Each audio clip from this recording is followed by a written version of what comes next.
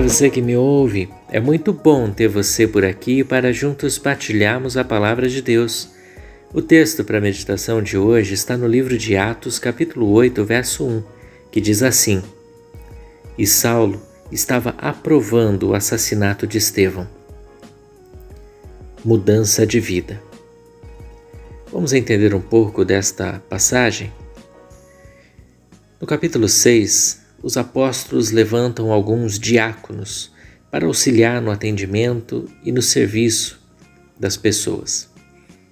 Dentre eles foi levantado um chamado Estevão, que era reconhecido como alguém cheio do Espírito Santo, com autoridade e que realizava sinais e prodígios. Entretanto, invejavam a Estevão, os religiosos da época, levantaram testemunhas contra ele, dizendo que ele blasfemava contra Deus, e ele foi preso para ser julgado. Em seu julgamento, o texto declara que todos os que estavam presentes olhavam para Estevão e o viam como o rosto de anjo. Estevão ele faz um discurso em sua defesa, descrevendo detalhes sobre a história do povo de Israel, e então ele ataca com as suas palavras a atitude, o comportamento dos fariseus, daqueles líderes que o estavam julgando. O texto ali continua dizendo que eles se revoltaram, levaram Estevão para fora da cidade e ali o apedrejavam. Então nós chegamos no texto lido na abertura. Saulo estava ali, um jovem fariseu, o qual as testemunhas colocavam as roupas aos seus pés para que ele cuidasse. E ele estava aprovando o assassinato de Estevão, o primeiro mártir da igreja, alguém cheio do poder do Espírito Santo. Inclusive, no verso 3, dizia que, depois disso, Saulo ele devastava a igreja, invadindo casa após casa, arrastando homens e mulheres para jogá-los ao cárcere. Você consegue imaginar a crueldade, a sombra que existia nesse coração, e ele acreditava estar fazendo a coisa certa? Meu irmão, minha irmã, você que está me ouvindo, eu quero dizer que muitas vezes nós encontramos com pessoas que têm atitudes horríveis e nós achamos que eles não têm salvação. Mas devemos lembrar que da mesma forma, pelo meu pecado e pelo seu pecado, Cristo foi crucificado. Cristo foi levado à morte, foi torturado, derramou todo o seu sangue, sepultado.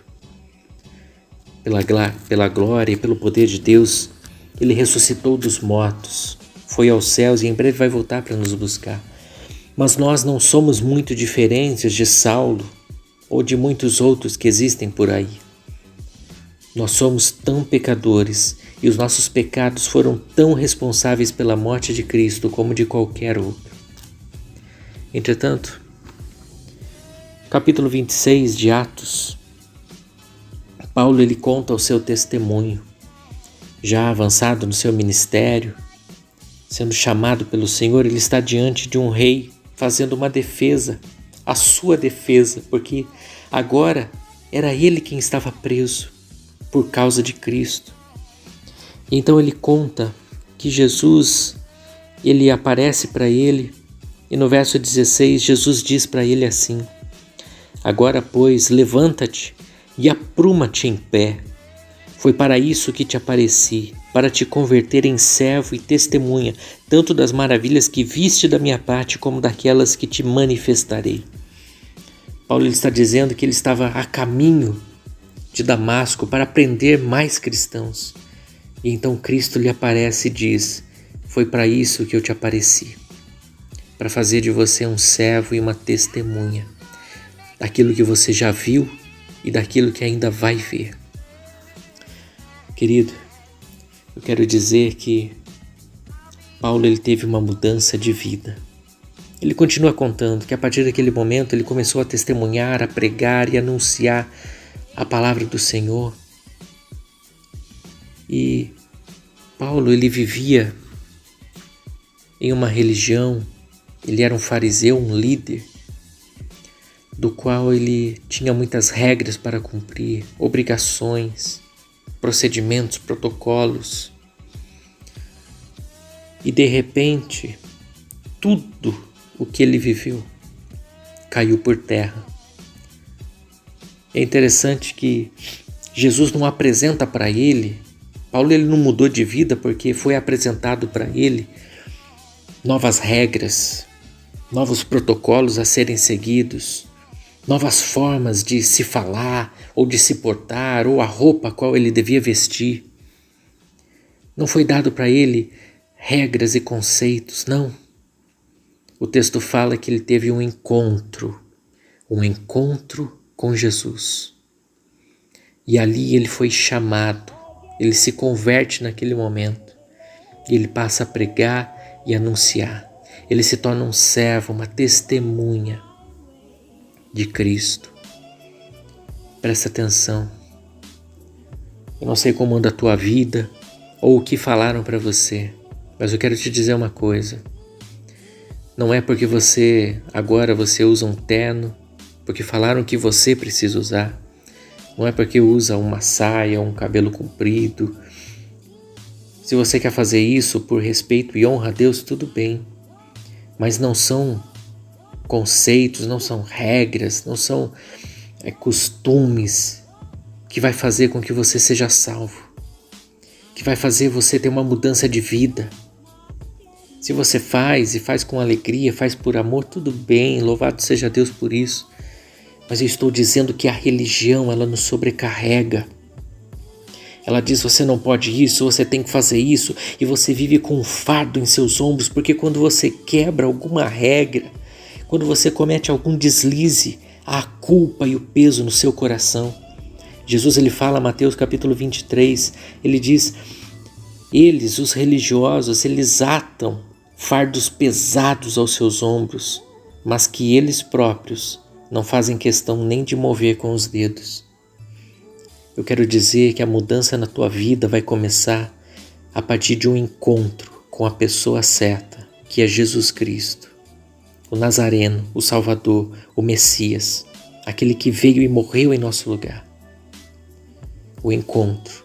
E a partir dali, você também se torna um servo e uma testemunha. Você o adora, você faz a sua vontade e você confessa diante das pessoas aquilo que ele fez com você. A mudança de vida. E eu não estou falando de bens, porque Paulo não ficou rico. Paulo ele não teve uma casa enorme, ele não teve carruagens e cavalos de raça, não.